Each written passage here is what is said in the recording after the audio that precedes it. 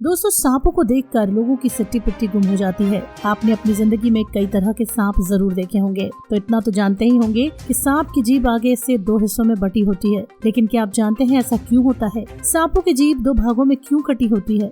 इसके पीछे गहरा रहस्य छुपा हुआ है, जिसका उल्लेख महाभारत में मिलता है। महर्षि वेद व्यास द्वारा लिखी गई महाभारत में सांपों की जीभ से जुड़ी एक बहुत ही रोचक कथा है। महाभारत के अनुसार महर्षि कश्यप की 13 पत्नियां थी, उनमें से कद्रु भी एक पत्नी थी। सभी नाग कद्रु की ही संतानें हैं। वहीं महर्षि कश्यप की एक और अन्य पत्नी का नाम विनीता था, जिनके पुत्र पक्षीराज गरुण है। एक बार महर्षि कश्यप की दोनों पत्नियों कद्रु और विनीता ने एक सफेद घोड़ा देखा। उसे देखकर कद्रु ने कहा कि इस घोड़े की पूंछ काली है। विनीता ने कहा कि नहीं, सफेद है। दोनों में लग गई शर्त। तब कद्रु ने अपने नाग पुत्रों से कहा कि वो अपना आकार छोटा करके घोड़े की पूंछ से लिपट जाएं, ताकि घोड़े की काली पूंछ नजर आए और वह शर्त जीत जाए। कुछ समय नाग पुत्रों ने ऐसा करने से मना कर दिया। तब कद्रु ने अपने ही पुत्रों को दे दिया शाप कि तुम राजा जन्मेजय के यज्ञ में भस्म हो जाओगे। शाप की बात सुनकर सभी नागपुत्र अपनी माता के कहे अनुसार उस सफेद घोड़े की पूंछ से लिपट गए, जिससे सफेद घोड़े की पूंछ काली दिखाई देने लगी। शर्त हारने के कारण विनीता कद्रु की दासी बन गई। लेकिन जब विनीता के पुत्र गरुण को ये बात पता चली कि उनकी माँ दासी बन गई है,